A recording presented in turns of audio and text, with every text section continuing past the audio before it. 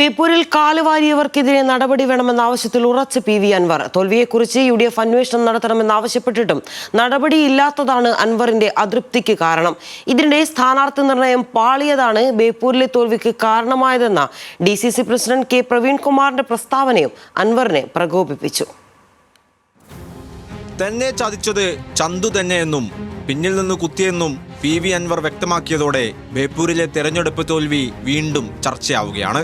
CPIM ജയിച്ചു വരുന്ന മണ്ഡലത്തിൽ ഇത്തവണ അട്ടിമറി വിജയം നേടാമെന്നായിരുന്നു അൻവറിന്റെ പ്രതീക്ഷ.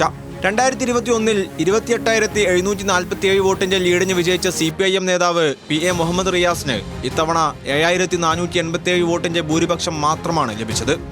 UDF മേഖലകളായ രാമനാട്ടുകര, ഫറോക്ക് തുടങ്ങിയ നഗരസഭകളിൽ നിന്നും LDFന് വോട്ട് കൂടിയത് കൊണ്ട് മാത്രമാണ് റിയാസിന് ജയിക്കാൻ കഴിഞ്ഞതെന്നാണ് PV അൻവർ വിശ്വസിക്കുന്നത്. ഫറോക്കിൽ PV അൻവറിന് 2000 വോട്ടിന്റെയും രാമനാട്ടുകരയിൽ 5000 വോട്ടിന്റെയും ലീഡ് ഉണ്ടാകുമെന്നായിരുന്നു LDFന്റെ പോലും കണക്കുകൂട്ടൽ. എന്നാൽ ഫറോക്കിൽ അൻവറിന് കിട്ടിയത് വെറും 484 വോട്ടിന്റെ ലീഡ് മാത്രമാണ്. രാമനാട്ടുകരയിൽ 1520 വോട്ടിന്റെ ലീഡും ലഭിച്ചു. LDF വലിയ ലീഡ് പ്രതീക്ഷിച്ച കോർപ്പറേഷൻ മേഖലയിലും കടലുണ്ടി പഞ്ചായത്തിലും LDFന് വോട്ട് കുറഞ്ഞപ്പോഴാണ് പിന്നിൽ നിന്നും കുത്തേറ്റതുപോലെ UDF മേഖലയിൽ നിന്നും റിയാസിന് വോട്ട് കൂടിയത്. ഇത് കാലുവാരിയത് കൊണ്ട് മാത്രമാണെന്നാണ് അൻവറിന്റെ വിലയിരുത്തൽ. സ്ഥാനാർത്ഥി നിർണയം പാളിയെന്ന പ്രസ്താവന Kozhikode DCC president K Praveenkumar തിരുത്തിയെങ്കിലും അൻവർ വിശദീകരണത്തിൽ തൃപ്തനായിട്ടില്ല. അതുകൊണ്ടാണ് മത്സരിച്ച തെരഞ്ഞെടുപ്പുകളിൽ ലഭിച്ച വോട്ടുകളുടെ കണക്കുകൾ വിശദീകരിച്ച് രംഗത്ത് വന്നത്.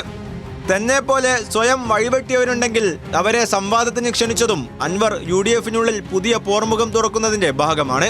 എന്നാൽ അൻവറിനെ അനുനയിപ്പിക്കാനും നീക്കങ്ങൾ നടക്കുന്നുണ്ട്. വിദേശത്തുള്ള അൻവർ നാട്ടിൽ മടങ്ങിയെത്തിയാൽ പരസ്യപ്പോരിനിറങ്ങുമോ എന്നാണ് കാത്തിരുന്ന് കാണേണ്ടത്. ന്യൂസ് മലയാളം, കോഴിക്കോട്.